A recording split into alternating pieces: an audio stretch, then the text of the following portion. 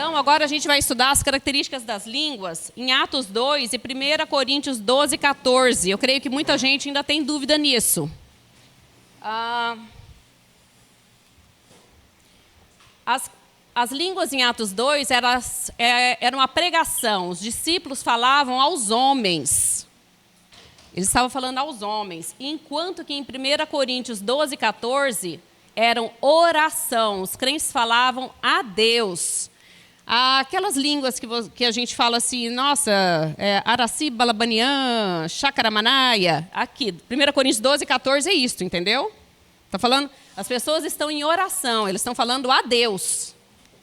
Não tem nada a ver com a língua do Pentecostes de Atos 2. Em Atos 2, elas eram entendidas pelos diversos grupos linguísticos judeus, ou seja, judeus que estavam esparramados em todo o Império Romano.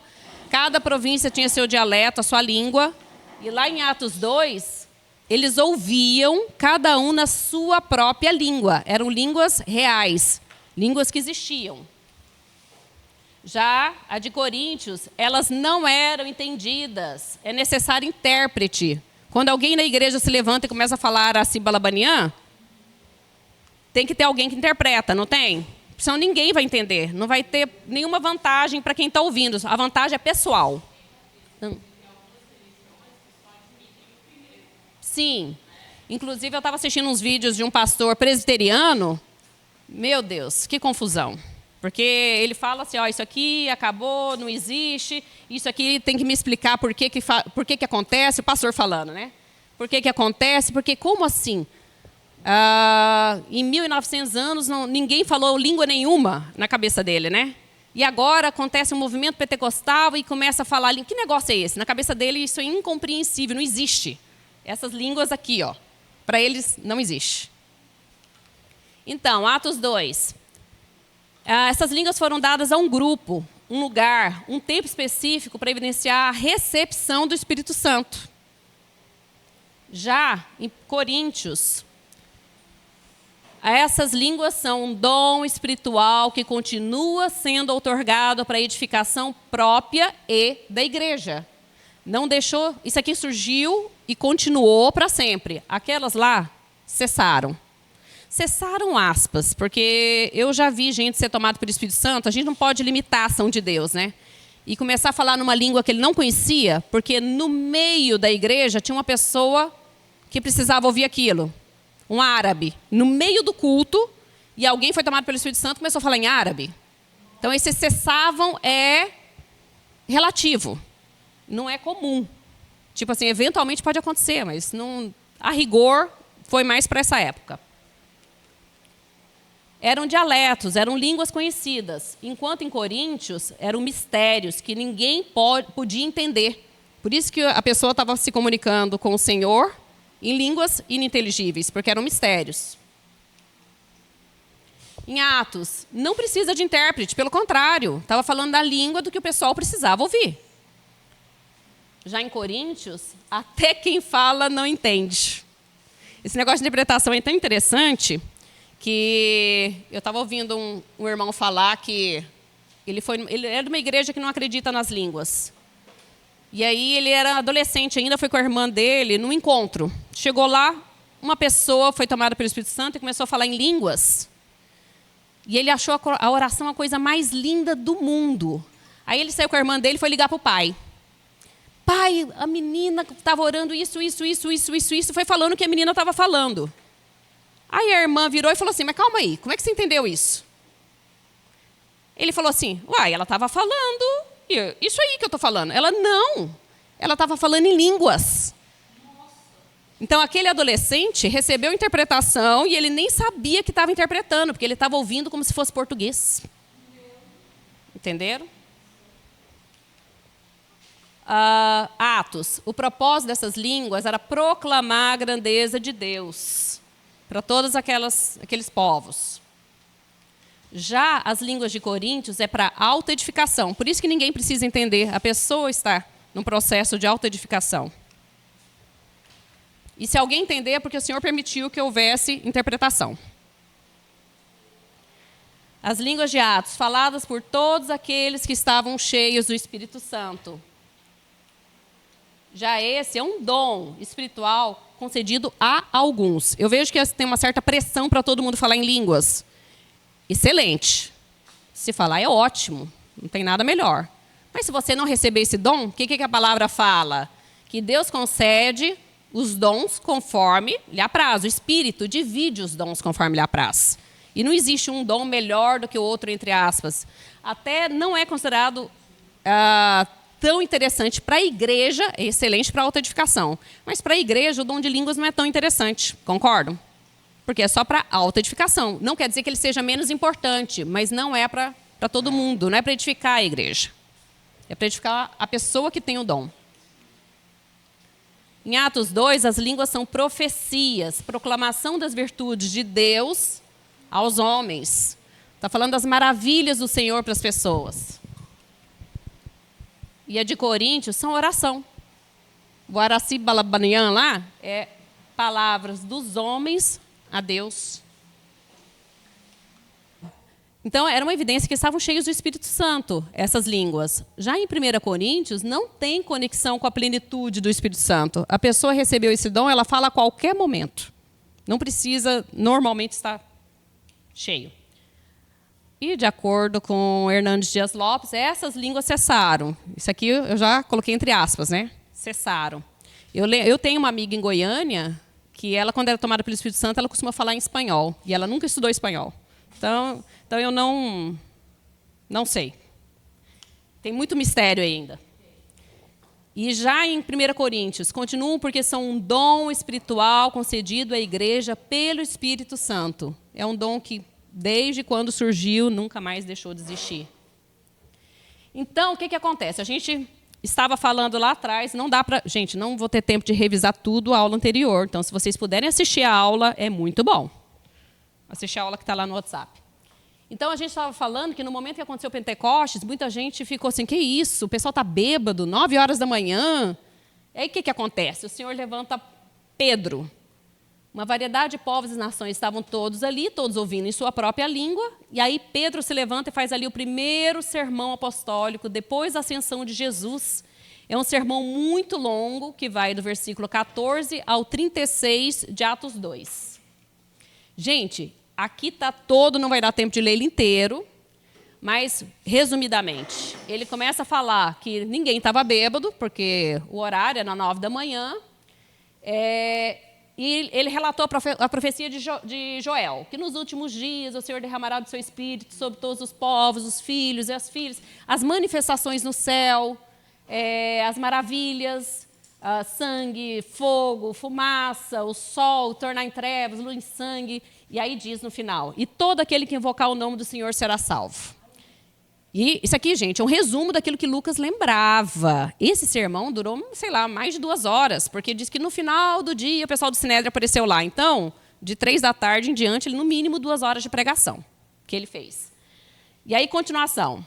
Israelitas, ouçam essas palavras.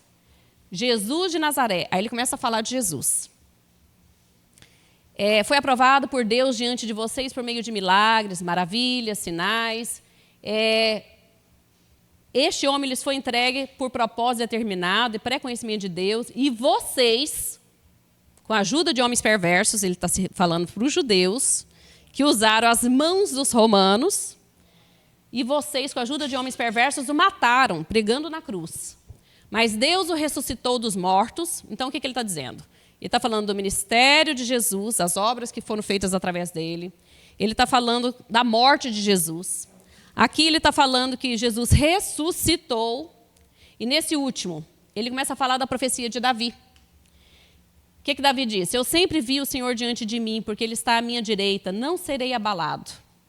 Por isso meu coração está alegre e a minha alma exulta. O meu corpo também repousará em esperança, porque tu não me abandonarás no sepulcro, nem permitirás que o teu santo sofra decomposição.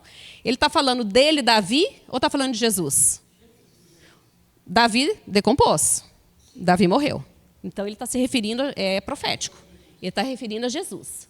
Tu me fizeste conhecer os caminhos da vida e me encherás de alegria na tua presença. Irmãos, posso dizer-lhes com franqueza, ele retoma, né? Davi morreu, foi sepultado e o túmulo dele está entre nós até o dia de hoje. Mas ele era profeta. E sabia que Deus lhe prometera sob juramento que colocaria um dos seus descendentes, da tribo de Judá, no trono. Então, falou da ressurreição do Cristo, que não foi abandonado no mundo dos mortos, nem seu corpo apodreceu na sepultura, como ele havia profetizado. Deus ressuscitou esse Jesus e nós somos testemunha desse fato. Por que para ser apóstolo tinha que ser testemunha? Para ter autoridade para tocar no assunto. Nós vimos, nós ouvimos, nós acompanhamos.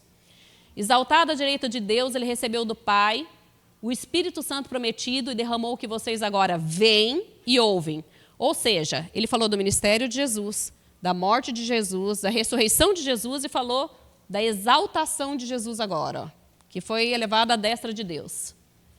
Davi não subiu ao céu, mas ele declarou: o Senhor disse ao meu Senhor, senta-te à minha direita, até que eu ponha os teus inimigos como estrado para os teus pés. Portanto, que todo Israel fique certo, Jesus a quem vocês crucificaram, eu estou batendo nessa tecla, porque ele batia bastante nessa tecla. Deus o fez Senhor e Cristo. Imagina que soco de queixo que foi. Foi pesado para eles. Pedro descreve aquele momento como sendo um cumprimento daquela profecia de Joel 2, de 28 a 32. A profecia ipsiliter está inteira aqui para quem quiser ler, como eu já disse. Então, diz que no futuro Deus iria derramar seu espírito sobre toda a carne. Então, coisas extraordinárias aconteceriam. E esse derramamento marca uma nova era na história entre Deus e o seu povo. Então, vamos fazer uma análise aqui da pregação de Pedro. É uma pregação cristocêntrica, como todas as pregações do livro de Atos. Como nós dissemos, ele fala da vida, da morte, da ressurreição e da exaltação de Cristo, que foi elevado à destra de Deus, e do seu senhorio, no versículo, tem cada versículo ali determinando, né? De 22 a 36. Foi uma pregação eficaz, foi direta, foi confrontadora. Imagina, no meio desse monte de gente, porque na época das festas, lá em Jerusalém, vinha gente de todo o Império Romano. Então, deveria ter uma quantidade muito grande de gente naquele local, e ele ter coragem de falar o que ele falou. Ele podia ser morto. Vocês pararam para pensar nisso, que ele podia ser morto? Mas ele estava tão cheio do Espírito Santo que ele não estava preocupado. Não teve medo. Ele falou o que deveria ser falado. Levou à agonia do arrependimento e profunda convicção de pecado. Quais são as promessas ao arrependido? Aí depois ele passa uma luvinha em cima, né? Primeiro ele dá um socão na cara, depois ele fala assim: gente, mas se vocês arrependerem, vocês podem ter remissão de pecados e o dom do Espírito Santo. Depois ele dá uma aliviada no final, porque senão o negócio ele deu um tapa com luva de pelica, né? Foi uma pregação vitoriosa, teve conversões abundantes e batismo. Foi a primeira pregação poderosa de Pedro, em Atos 2, 14 a 36. Eu repito bastante, porque vai que alguém que gosta de decorar. Gente, eu não decoro nada. Eu não decoro nada. Então, mas eu fico repetindo para vocês decorarem. Ele levou a 3.000 conversões. 3.000 conversões, eu não sei se aí estava contando só os homens. Estava contando só os homens? Porque judeu só conta homem, né? Tudo, né? Porque 3.000 já era muita gente, né?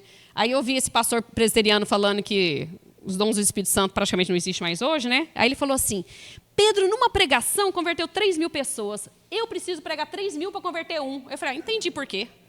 Entendi por quê. Fácil, né? Ué, não conta com o Espírito Santo? Não conta com o Espírito Santo e já é um milagre um converter. Eu acho que já é um milagre.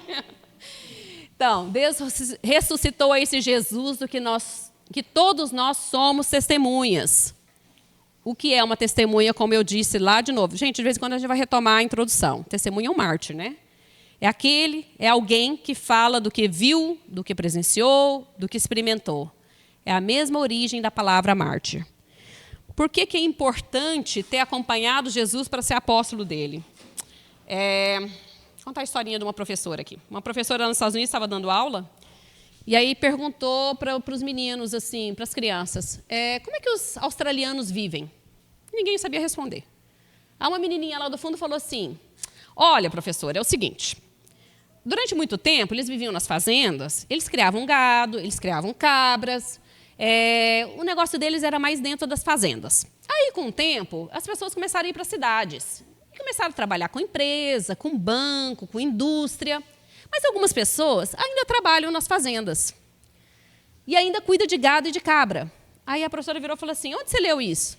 Ela falou, não, eu não li, eu morei na Austrália. Testemunha. Então, ela sabia mais do que todo mundo ali, porque ela tinha testemunhado, ela tinha vivido lá. Era a vida dela. Então, era uma criança de 7 anos que sabia mais do que muito adulto. Eles eram testemunhas.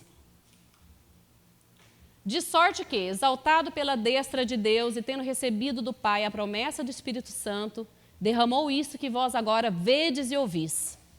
Pedro relacionou a vinda do Espírito com a ressurreição e a exaltação de Jesus ao céu, como consequência, né, da ressurreição e da exaltação de Jesus. O sacrifício de Cristo na cruz foi reconhecido e aceito pelo Pai. O Espírito veio para capacitar a igreja.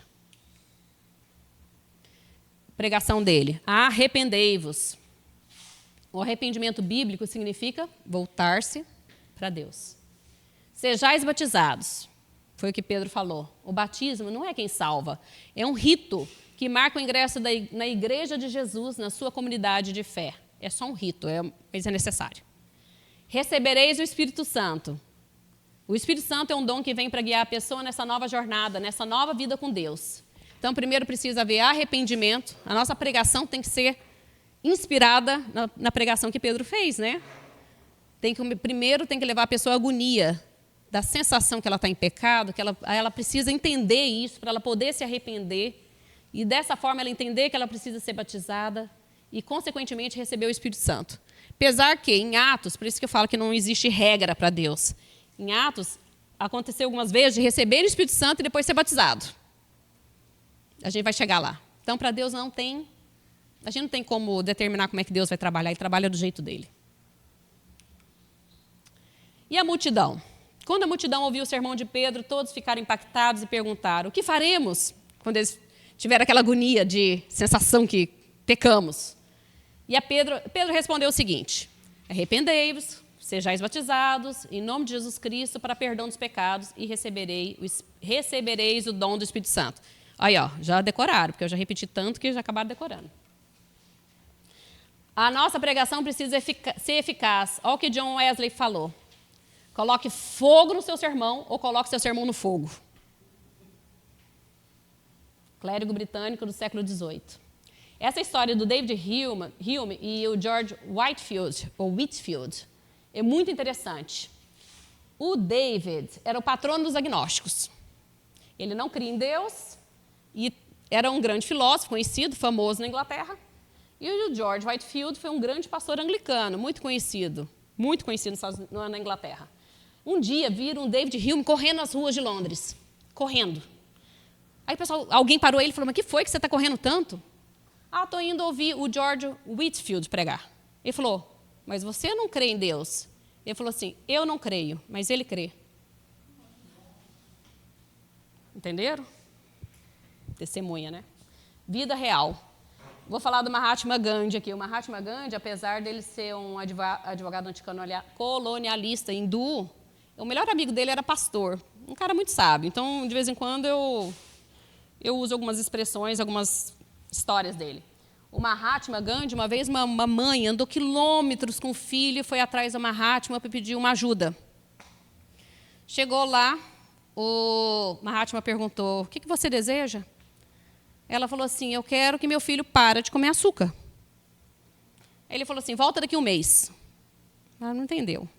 Foi embora, dali 1 mês ela retorna. Aí o Mahatma falou assim, o que mesmo que você quer? Eu quero que meu filho pare de comer açúcar. Aí ele virou para a criança e falou assim, fulano, para de comer açúcar.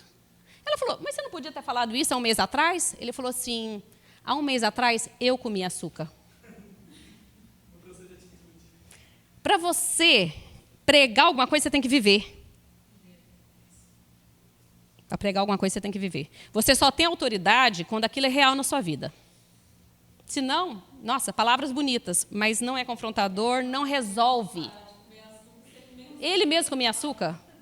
Por isso que eu falo, esses médicos que fumam, cardiologista que fuma, Os pacientes vão morrer tudo infartado, gente. Que exemplo é esse? Só do cheiro de cigarro dele. Um crente cheio do Espírito Santo prega com poder e autoridade. Coloque fogo no seu sermão ou coloque seu sermão no fogo. E os que acreditaram foram batizados, havendo um número de 3.000 pessoas. Assim nasceu a igreja cristã.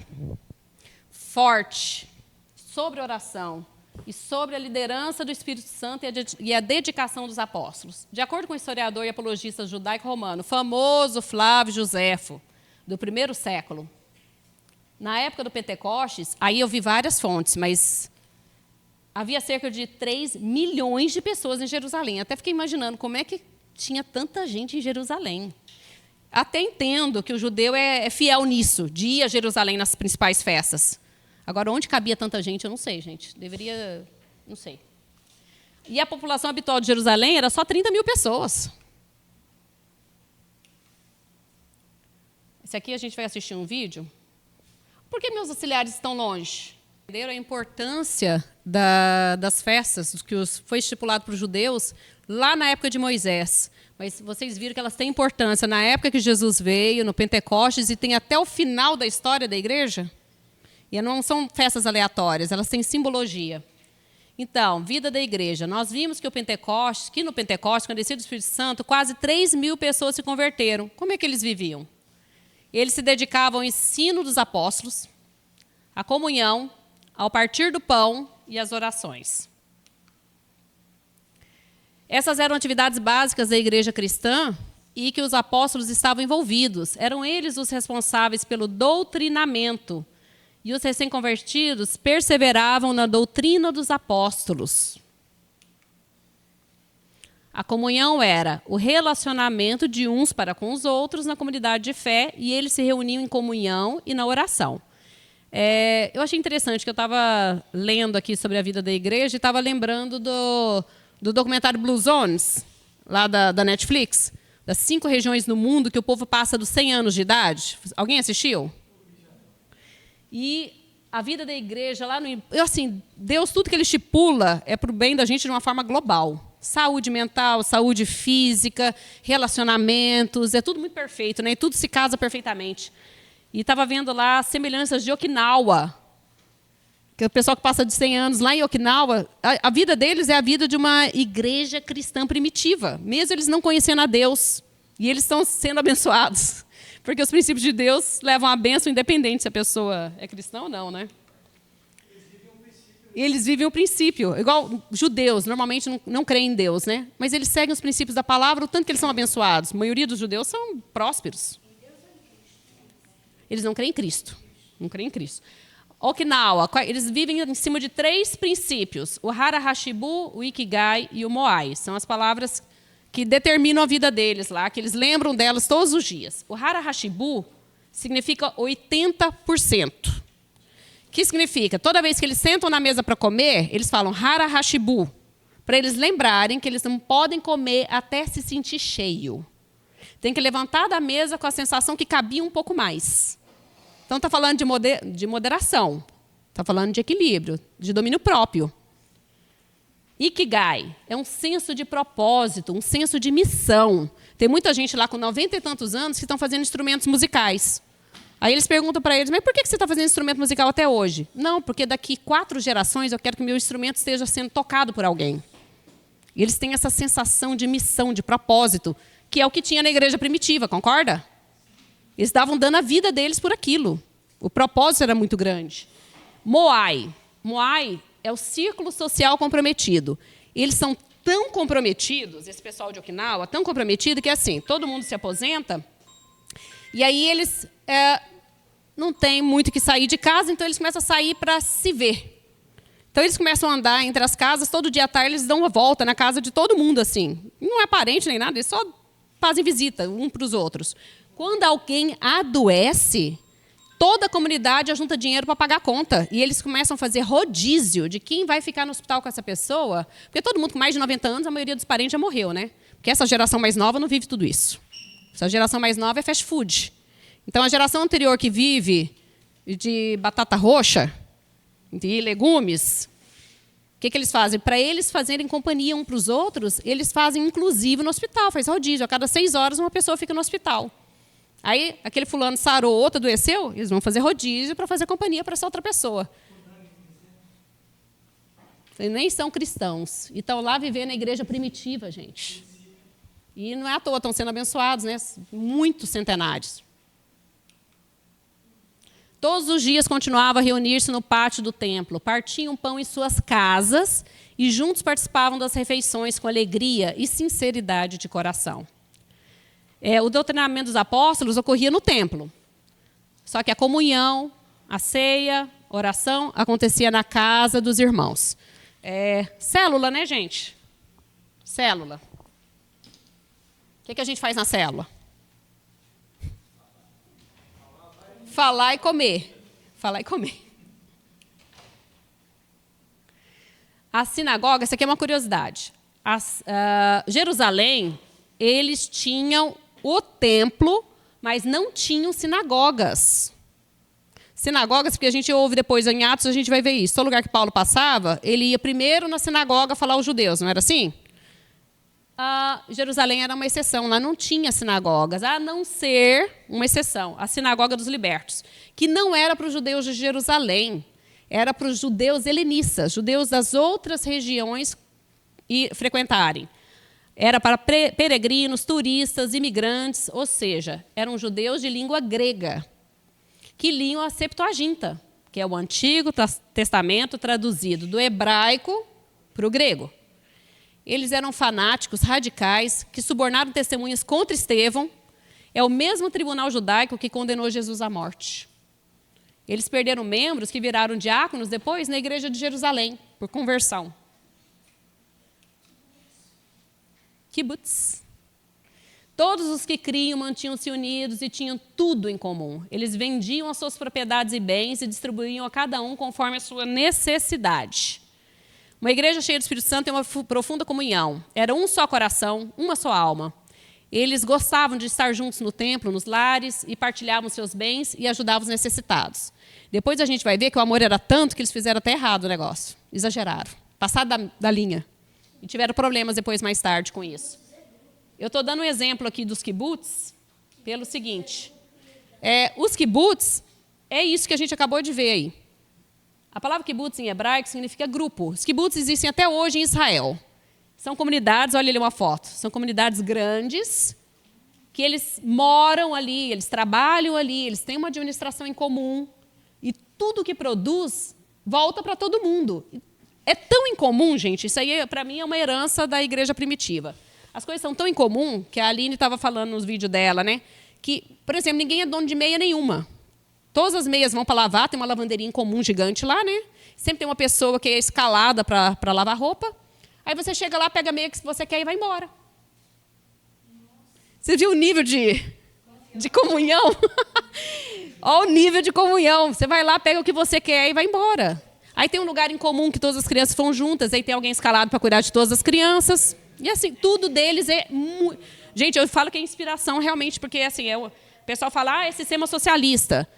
Tem o lado bom do sistema socialista, que é bem pequeno, inclusive, junto com o sionismo trabalhista. Eles não estão ali para pegar o dinheiro dos ricos e distribuir para os pobres, simplesmente. Estão lá todos para trabalhar e para ter tudo em comum. Por isso que funciona. Todo mundo produz. E é tudo em comum. Assim vivia a igreja primitiva. Uma igreja cheia do Espírito Santo. Ela é fiel à palavra, é perseverante na oração, tem uma profunda comunhão, teme a Deus e experimenta os seus milagres, adora com entusiasmo a Deus e tem a simpatia dos homens e a bênção do crescimento numérico por parte de Deus. Está destrinchado os versículos, Atos 2, versículos 42 até o 47. E essa simpatia dos homens aqui é o que eu acho que mais me chama a atenção. Hoje, a igreja tem a simpatia dos homens? O que é que eles tinham de interessante que tinha a simpatia dos homens? Hoje existe uma certa aversão, né? Eu acho que as pessoas estão mais preocupadas em brigar. Eu vejo no YouTube os pastores brigando uns com os outros, eu fico, meu Deus, que horror, que horror, que horror, que horror. Bater na boca mesmo e concorrência.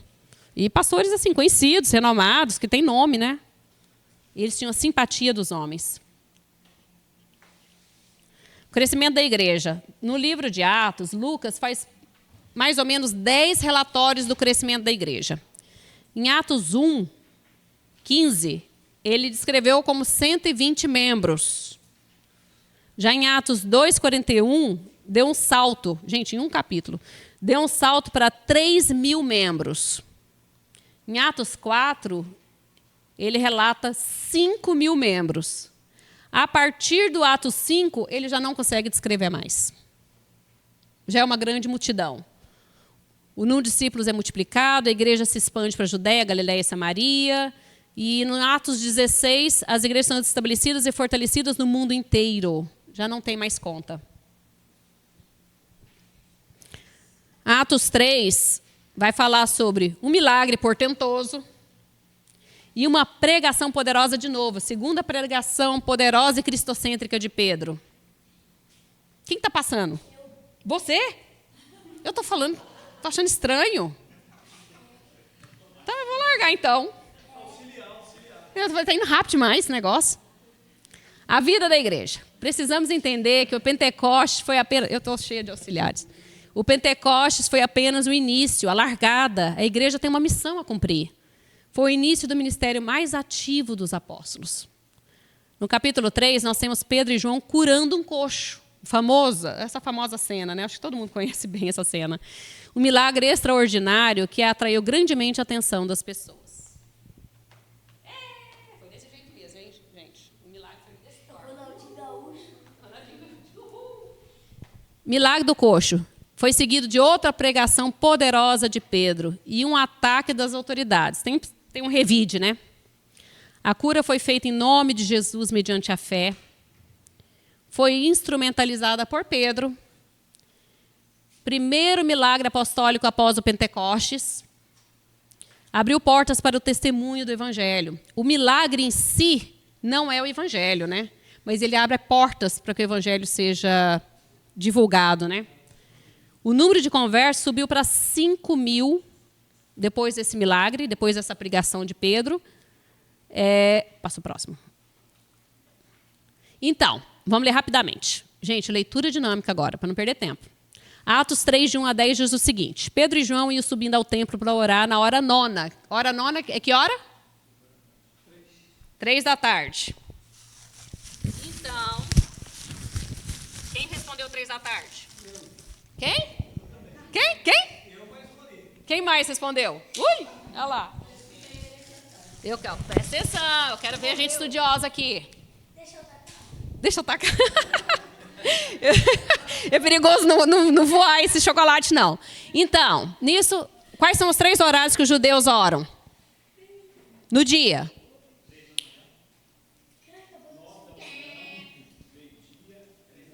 9 da manhã, meio-dia e 3 da tarde? Não. É 9 da manhã, 3 da tarde, 6. Então, é um horário que estava lotado, porque os judeus iam todos ao templo. Quase acertou. Os judeus vão todos ao templo nesses 3 horários. Então, tem muita gente na frente do templo, né? Nisso levava um homem que era coxo de nascença e que punham todos os dias à porta do templo, chamada Formosa, para que pedisse esmolas aos que entravam no templo. Quando ele viu que Pedro e João iam entrando no templo, ele implorou por uma esmola. Pedro fitou nele os olhos, como também João, e disse: olha para nós. Ele os olhou com atenção, esperando receber deles alguma coisa. Pedro, porém, disse: não tenho nem ouro nem prata, mas o que eu tenho eu te dou. Em nome de Jesus Cristo Nazareno, levanta-te e anda. Tomado pela mão direita, ele levantou. Imediatamente os pés e tornozelos se firmaram.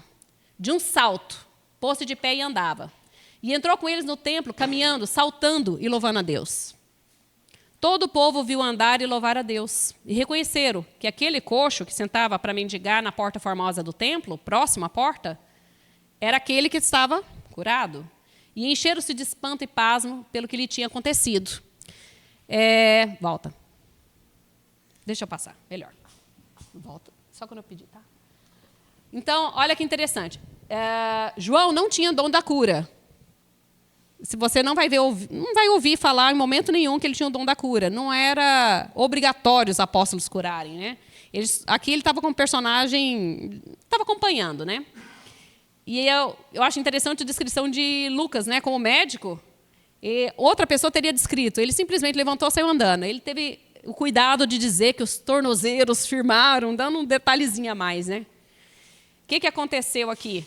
O homem estava acostumado ali, 40 anos na porta do templo. Nesses 40 anos que ele tinha de idade, não, pelo menos uns 30 anos na porta do templo, porque ele tinha mais de 40 de idade. Ele nunca tinha entrado no templo. Por quê? Porque para os judeus era proibido entrar alguém que tivesse defeito no templo. Então esse homem ficou mais de 3 décadas sentado à porta e nunca entrou. Quando ele foi curado, qual foi a primeira coisa que ele fez? Ele saiu correndo para dentro do templo. Agora é minha primeira vez, depois de mais de 3 décadas. Vou entrar no templo. Vamos fazer um parênteses aqui. Tomás de Aquino versus Padre Inocêncio IV. Tomás de Aquino, filósofo, teólogo do século XIII. Uma vez ele entrou dentro da sala do Papa sem avisar. E o Papa estava contando um monte de moeda de ouro e prata. Aí o Papa virou e falou assim: Tomás, hoje Pedro não pode dizer, não tenho nem ouro nem prata. E o que o Tomás respondeu? Mas também não pode falar, levanta-te e anda. Não tem poder. Hoje a igreja tem dinheiro e não tem poder. A igreja hoje fala de poder, mas está desprovida dele. Prega aos ouvidos, mas não aos olhos. Fala bem, fala bem, fala bem, fala bem, mas e aí? E o resultado disso? Mahatma Gandhi de novo. Ele disse para alguns crentes na Índia: no vosso Cristo eu creio, só não creio no vosso cristianismo. Que paulada, hein? O melhor amigo dele era um pastor. Ele cria em Cristo, mas ele não via exemplo do povo de Cristo. O subcristianismo é pior que o anticristianismo. Viver aquém daquilo que Deus tem para a gente, na sua palavra, é pior do que não ser cristão. Porque o não ser cristão, uma hora ele pode ser confrontado e converter. Mas você viver lá na margem é mais perigoso, porque você pode morrer naquela margem ali. Pregação poderosa. Segunda pregação poderosa cristocêntrica de Pedro. Quais são as características dessa pregação? Depois desse milagre, novamente Pedro, tomado pelo Espírito Santo, começa a pregar. O público fica atônito e corre para junto deles no pórtico de Salomão. Por que eles saíram lá da porta do templo e foram para o pórtico de Salomão? Porque era muita gente. E o pórtico de Salomão é muito maior. Muito mais amplo. Outra característica. Pedro, um pregador fiel, ele não aceitou glória para si mesmo. Ao contrário de Simão de Samaria, que a gente vai falar nele mais para frente, que se autodenominava o grande poder de Deus. Pedro, na pregação dele, em momento nenhum, ele deixou entender que o milagre dependia dele. Foi uma pregação completamente cristocêntrica. Foi Deus que usou o Espírito Santo para que houvesse esse milagre. Conexão necessária. Ele conectou nessa pregação dele o Deus de Abraão, de Isaac e Jacó. Ele começou lá nos primórdios. Ele fez uma acusação solene. Vocês o traíram, Jesus Cristo, e o negaram perante Pilatos. Novamente o Pedro está dando um chute na canela. Um chute na canela necessário, né? O testemunho era inequívoco, era inquestionável. O homem era coxo de nascença.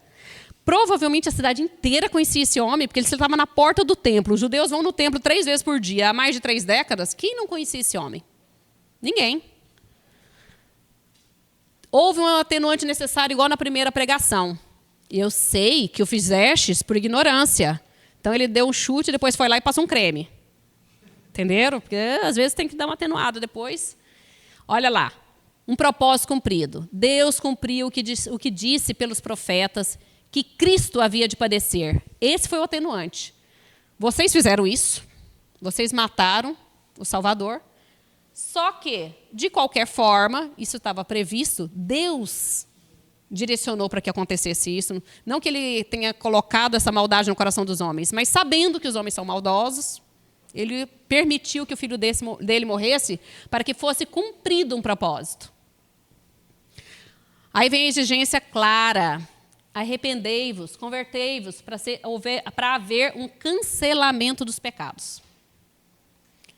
Depois ele deu uma promessa bendita. Gente, é uma pregação longa, por isso que está destrinchada, tá? Depois ele deu uma promessa, que haveriam tempos de refrigério, caso eles se arrependessem. Essa palavra refrigério foi usada uma única vez no Novo Testamento e na Septuaginta. Esse refrigério é um refrigério especial, não é um refrigério qualquer, porque a palavra usada para isso foi usada uma única vez. E além do refrigério, haveria tempos de restauração. Houve uma aplicação também. Mostra que seus ouvintes eram filhos dos profetas e da aliança que Deus estabeleceu com Abraão. Ou seja, vocês que fizeram isso, vocês são filhos daqueles profetas que eu falei no início. Ou seja, a responsabilidade dobrou, concorda? Dobrou. E vocês fazem parte da aliança que Deus fez com Abraão.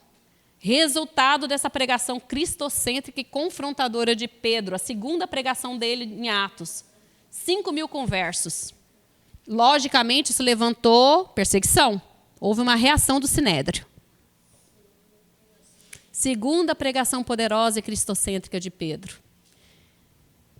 Essas características da pregação, né? Ele começou apresentando Cristo à multidão de acordo com as Escrituras. Na ordem que está nas Escrituras. Primeiro, como servo sofredor. Depois, como profeta, semelhante a Moisés. Depois, como rei davídico, no versículo 24. E já mais para o finalzinho, 25, 26, ele fala que aquele Jesus que havia sido morto por eles era a semente de Abraão. Passa para frente.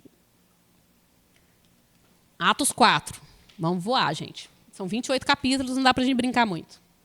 Atos 4. Apresenta Pedro e João diante do conselho superior, dos versículos 1 a 22. Descreve a primeira perseguição à igreja, feita pelo Sinédrio, no versículo 13 a 22. Ou seja, está dentro daquela primeira parte ali.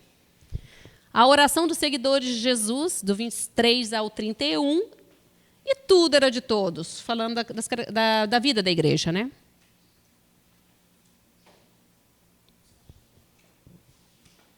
A reação do Sinédrio, a prisão de Pedro e João. Nessa primeira prisão, só esses dois apóstolos foram presos, porque eram os dois que Deus usou para fazer a cura do coxo. No capítulo 4, vemos que os sacerdotes, quem eram os sacerdotes? Eram do partido dos saduceus. Eles tomavam conta do templo e do culto. A Bíblia descreve eles constantemente como pessoas invejosas.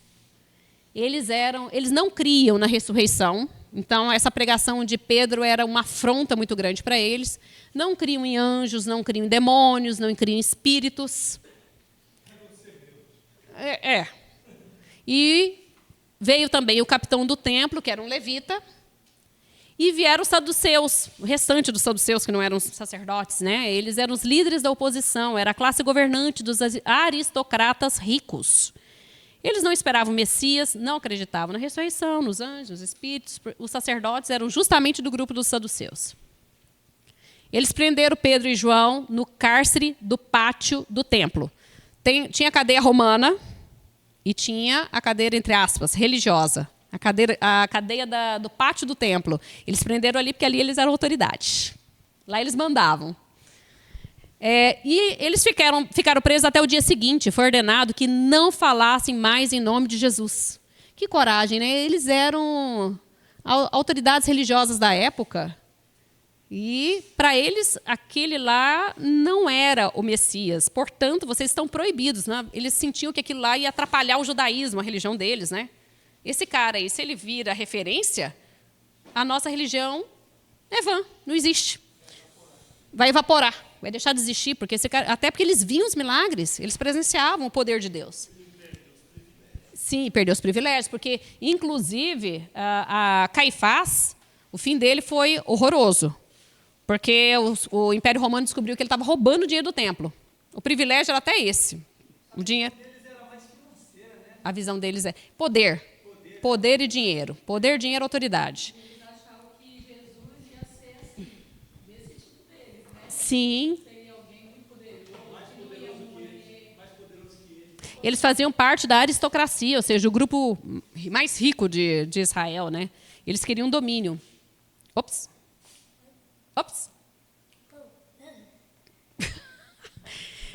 Tá. No dia seguinte, eles se reuniram em Jerusalém, essas autoridades.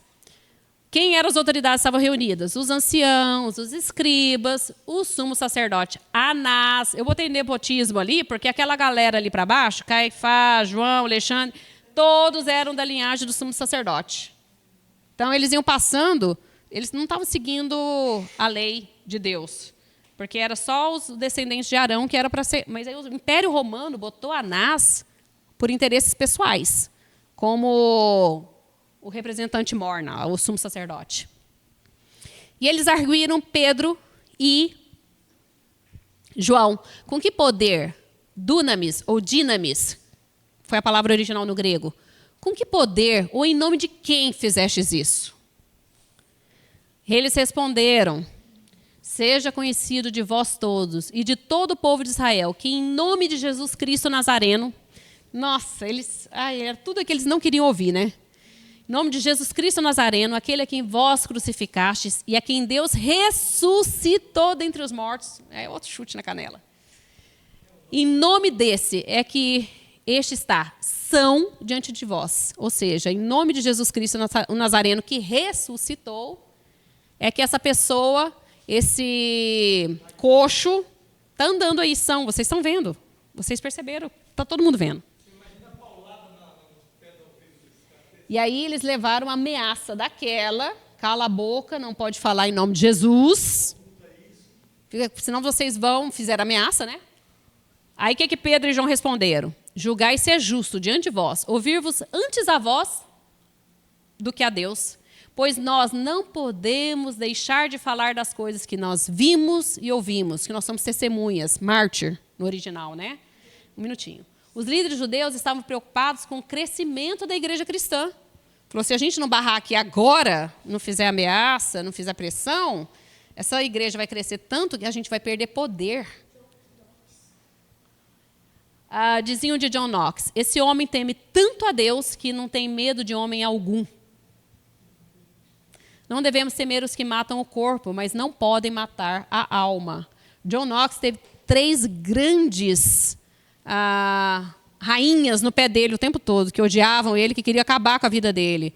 A rainha Marie de Guise, da Escócia.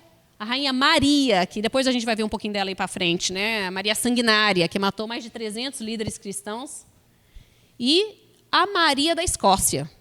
A Marie de Guise era mãe da Maria da Escócia e era regente. Quando a Maria da Escócia chegou na Escócia, foi uma pressão violenta em cima de John Knox, a ponto dele sentar na areia, ficar olhando para o mar e pedir para Deus para acabar com essas mulheres. Acaba com essas mulheres. Até ele é visto como misógino, né? O problema dele não é que eram mulheres, é porque as rainhas eram mulheres, coincidentemente, né? As 3 mais poderosas do reino britânico eram todas mulheres, né? Mas, mesmo assim, esse homem teme tanto a Deus que não tem medo de homem algum. Isso no século XVI. O que era o Sinédrio judaico? Ele era composto pelo sumo sacerdote mais 70 membros, ou seja, 71 membros.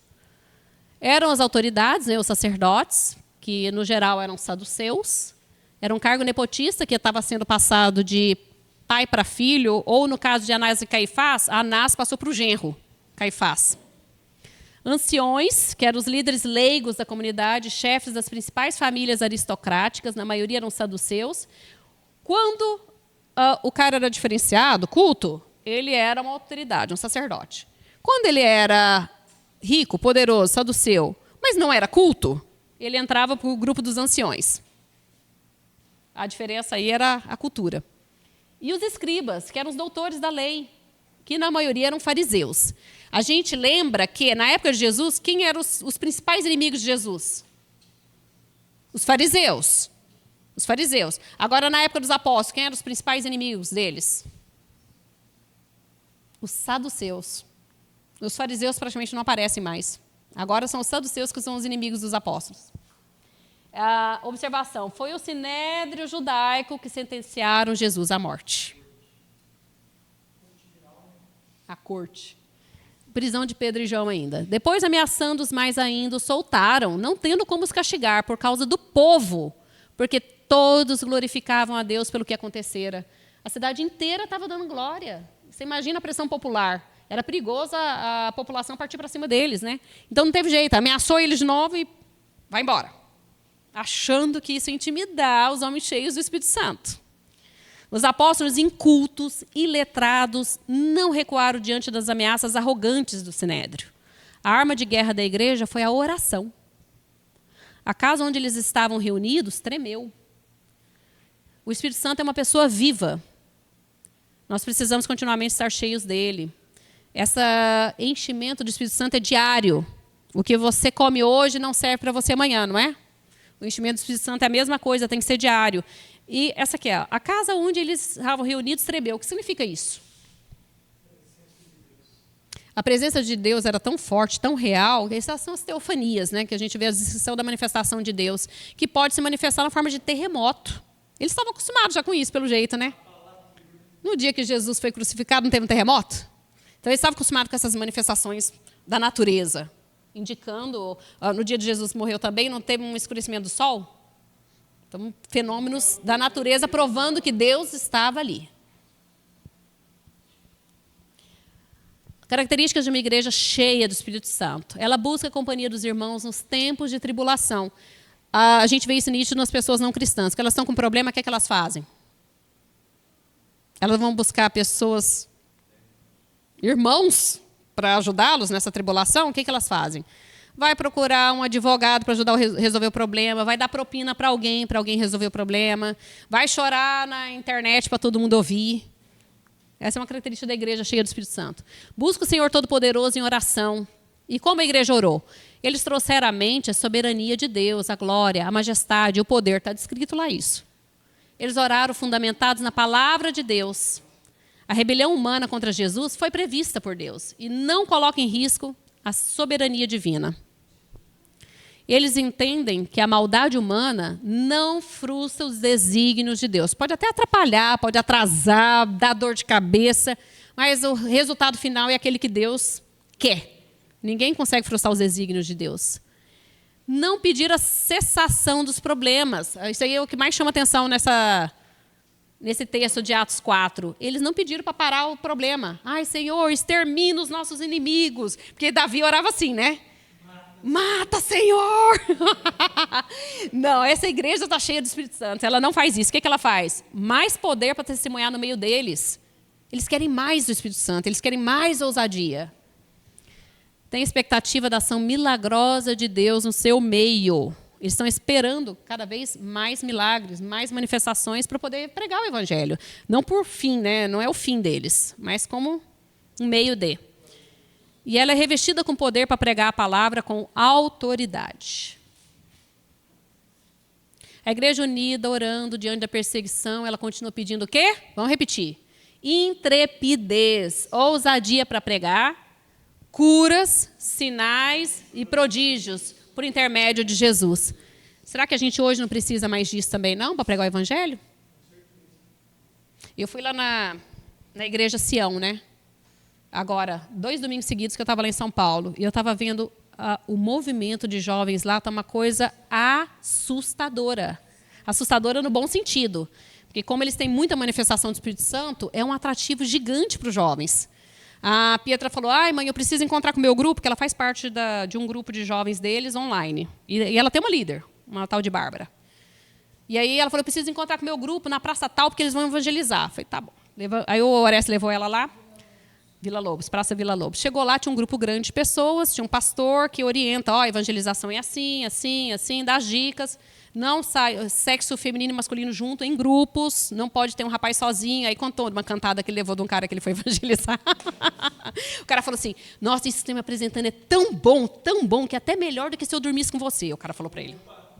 Então o pastor ficou horrorizado com aquilo, né? Falou assim, meu Deus, eu tenho que orientar meus jovens. Nunca evangelizar sozinho. Nem mesmo pessoas do mesmo sexo. Porque até um tempo atrás a gente falava assim, não evangelize sexo oposto. Não era assim que a gente falava? Agora é nem do mesmo sexo. Sozinho não está dando mais. E aí saíram em grupos, aí eles orientam o seguinte, peça para o Senhor te mostrar quem é para vocês evangelizarem. Não é para chegar em qualquer um. É só quem Deus mostrar. Aí a Pietra viu... Para ela veio uma pessoa de cabelo vermelho, não, de cabelo roxo, azul? Não, cabelo azul, com uma roupa vermelha e preta, com umas características meio de emo, assim, aquele estilo paulista meio malucão, né? Uma moça. E aí ela falou para a líder dela, eu vi essa pessoa. Aí a líder dela falou assim, então, vamos procurar. Aí saíram andando na praça, encontraram essa pessoa. E aí chegaram nela e já falaram de cara. O Senhor me mostrou você. E deu as características, e eu vim aqui para falar de Jesus para você. E a menina já desabou a chorar de cara. Porque quando é Deus que determina a pessoa já está sendo preparada pelo Espírito. Ela falou assim, eu sou de igreja cristã e estou desviada. E já começou a chorar, e já se arrependeu, e pediu oração. E assim, eles foram, aí terminou de pregar para essa menina, o Senhor mostrou para cada um do grupo. Outras pessoas, eles foram nelas todas. No final do dia, reuniu todo mundo. Mais de 250 pessoas foram alcançadas em poucas horas. Acho que umas 3 horas, 2, 3 horas, mais ou menos. 3 horas? Mais ou menos umas 3 horas. 250 pessoas foram alcançadas.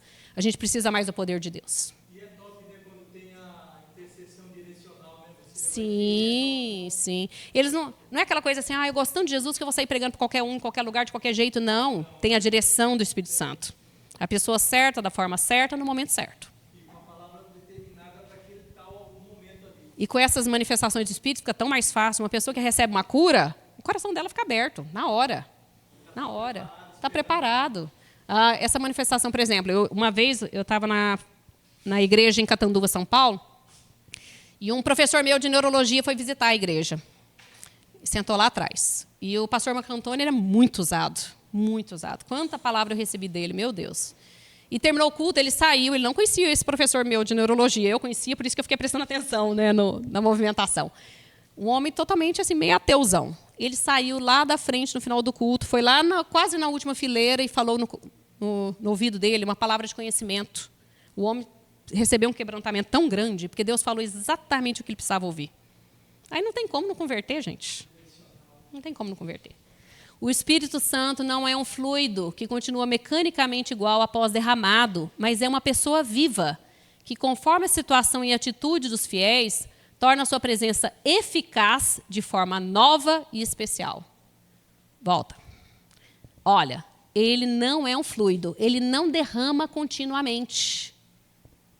Ele é uma pessoa viva, que ele precisa ser chamado.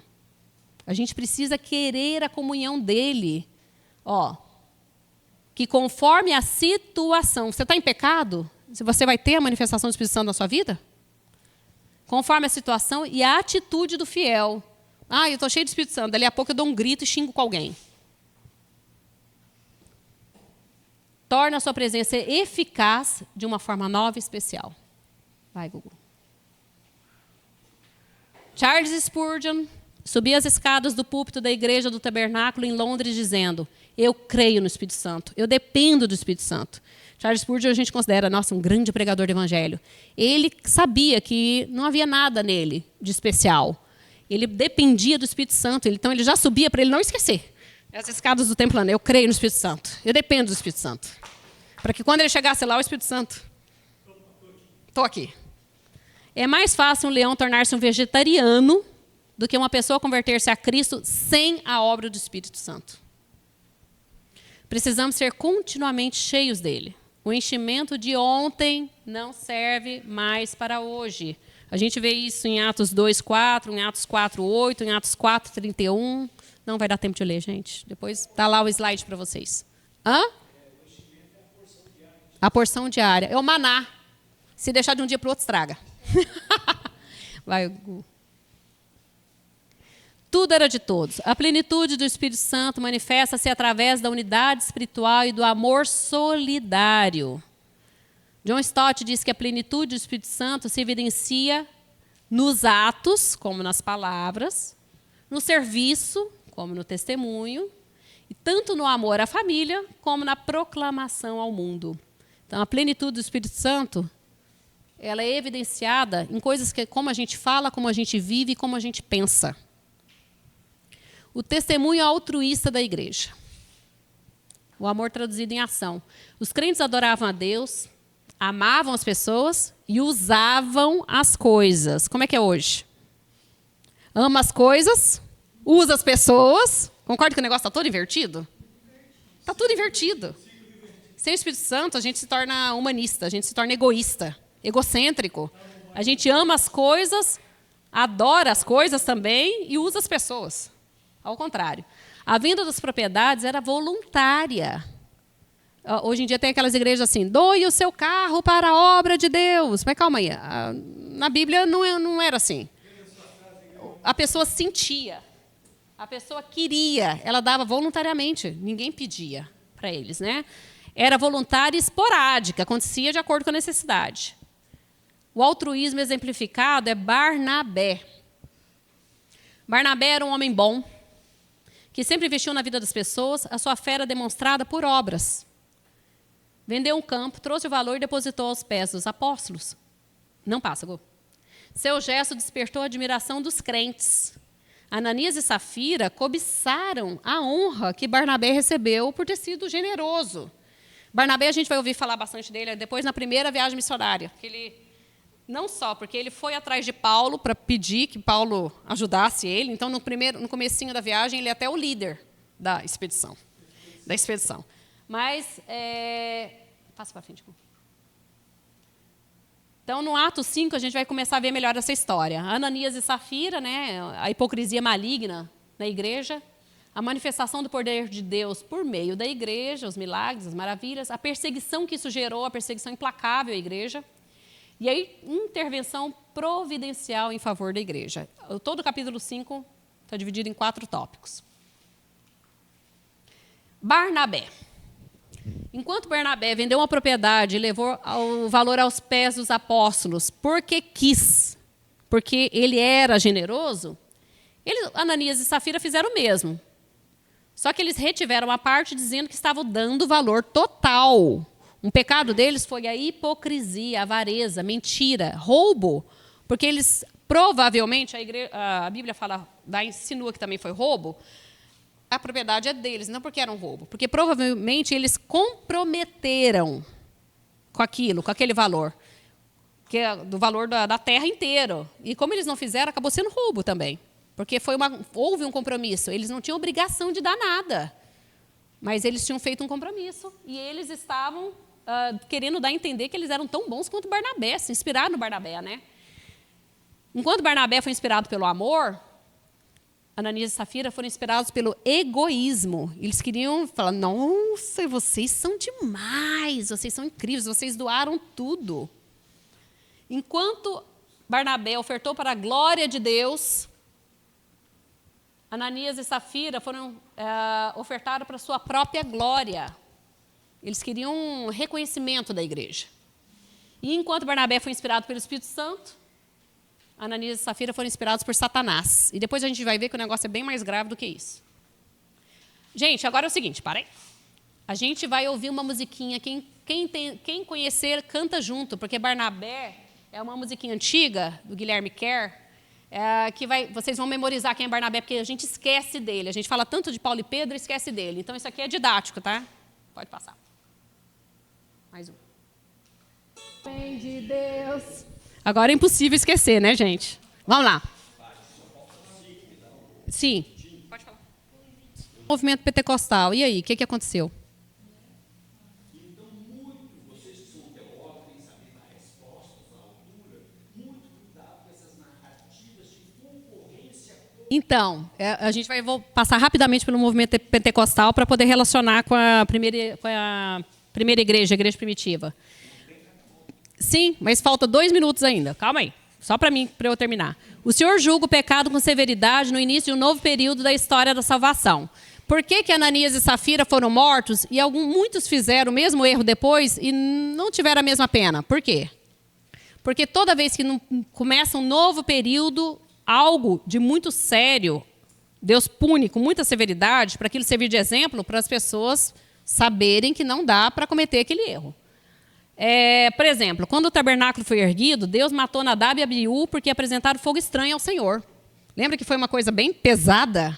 De cara, os dois foram fulminados, queimados, porque foi um novo período da história da igreja, do povo de Deus, na verdade. A execução de Acã, porque ele desobedeceu às ordens depois que Israel havia entrado na terra prometida. Foi uma punição severa, muito severa, mas quando eles entraram na terra prometida, era um novo começo. Então, toda vez que é um novo começo, a severidade do Senhor é maior. É nessa narrativa que aparece pela primeira vez a palavra igreja. Sabe? Rápido. Apóstolo Paulo nos adverte: o Senhor conhece os que lhe pertencem e acrescenta: aparte-se da injustiça todo aquele que professa o nome do Senhor. A gente tem que ter muito cuidado com o estilo de vida que a gente leva, como a gente vive e o que a gente quer apresentar para as pessoas. Estou terminando só o capítulo 5 para não ficar no meio do caminho. Versículo 12 em diante diz, do capítulo 5, que temos mais milagres realizados pelos apóstolos nesse capítulo e uma informação preciosa. Não precisa passar não, Gu. Um número cada vez maior de homens e mulheres criam no Senhor e eram acrescentados. E isso era resultado das atividades, da coragem dos apóstolos, que aumentava o número de fiéis e provavelmente reforçasse a tese dos apóstolos que Jesus voltaria logo. A gente pode observar que no livro de Atos, nenhum dos apóstolos deixa Jerusalém em arredores, até aí. Gu, tira a mão. Agora, todos os apóstolos, no capítulo 5 ainda, são presos, levados a uma prisão pública. E qual era o motivo? O grande sacerdote e os seus companheiros saduceus estavam com... Para variar. Eles mataram Jesus por causa do quê? Inveja. Ataque das autoridades. Por quê? Por causa da cura do coxo na porta formosa do templo. Eles levaram a prisão de Pedro e João ao cárcere no pátio do templo. O primeiro ataque deles, né? O segundo ataque deles foi por causa do ministério de cura, porque eles continuaram curando muitas pessoas. Mas dessa vez, no segundo ataque, todos os apóstolos foram recolhidos à prisão pública. Quem eram os inimigos de Jesus? Eram os fariseus. E era um ataque de conteúdo. O ataque era quanto ao que ele falava. Agora, os saduceus eram os inimigos agora dos apóstolos, da nova igreja cristã que estava iniciando. E eles lideraram a decisão de matar Jesus e perseguir os apóstolos. Não é para mexer, Gustavo. Um anjo abriu as portas do cárcere, conduziu-os para fora e disse, para eles se apresentarem no templo, dizei ao povo todas as palavras dessa vida. Então, o anjo chegou lá, libertou todos os apóstolos da cadeia e falou, vai para o templo pregar. É uma desobediência civil. O anjo de Deus e os apóstolos não respeitaram as ordens arrogantes dos líderes judaicos. Deus está acima dos líderes judaicos. Eles trouxeram os apóstolos e lhes cobraram que não deveriam pregar em nome de Jesus. Mas Pedro e os apóstolos disseram algo extraordinário. Novamente, mais importa obedecer a Deus do que aos homens. Eles queriam matar os apóstolos, né? Qual foi o argumento de Gamaliel? Os membros do conselho queriam matar os apóstolos. Então, Gamaliel, fariseu, ele é o rabi lá de Paulo, né? É neto de Hilel, que era o grande sumo sacerdote da época. Era o rabino mais conhecido e importante de Jerusalém naquele momento. E ele se dirige aos colegas de Sinédrio e diz algo interessante. Tenham cuidado, porque se esse movimento for dos homens, vai se acabar por si próprio. Mas se for de Deus, não podereis desfazê-lo. Precisamos estar atentos para que não seja o caso de nós estarmos lutando contra Deus. Há algum tempo atrás, ele disse, apareceu Teudas, que era um cara que ajuntou 400 homens para o lado dele, né? Ajuntou 400 homens e ele foi morto, todos os seus seguidores dispersaram e acabou em nada. Depois surgiu Judas Galileu, que liderou um grupo em rebelião, também foi morto e todos os seguidores dispersaram. O Teudas, que ele citou, levou um grande grupo com seus pertences ao Rio Jordão, ele se dizia profeta, foi preso e decapitado. O Judas era um rebelde contra a instituição de novos impostos que entraram em vigor quando o Arquelau foi deposto. O Arquelau foi deposto em 6 depois de Cristo, quem assumiu foi Pôncio Pilatos. Então, assim que Pôncio Pilatos entrou, ele aumentou os impostos, né? E esse cara se rebelou. Ele era um fanático, dizia que Deus era o único rei de Israel, e aí ele somente se deveria pagar tributo. Então, ele dizia que não era justo pagar tributo para Pôncio Pilatos. Ele colocou Jesus na mesma categoria de 2 rebeldes, o Gamaliel. Ficou em cima do muro, ele incentivou a neutralidade. E Jesus deixou claro que é impossível permanecer neutro em relação à sua pessoa e à sua mensagem. Quem não é por mim, é contra mim. Quem não comigo não ajunta, espalha. O profeta Elias já havia desafiado essa nação. Até quando cocheareis entre 2 pensamentos? A indecisão é uma decisão. A decisão de não decidir. Os indecisos decidem-se contra Cristo e não a seu favor. Então a gente vê o Gamaliel, nossa, ele é bonzinho, ele salvou a pele dos apóstolos, né? Olha, se não for de Deus, vai acabar por si só. Não. Ele ficou em cima do muro. Se ele fosse realmente, se ele tivesse o coração correto, ele ia ficar do lado dos apóstolos, né? Aí, próxima aula, gente. Vocês estão... Eu sei, não, mas agora é... Porque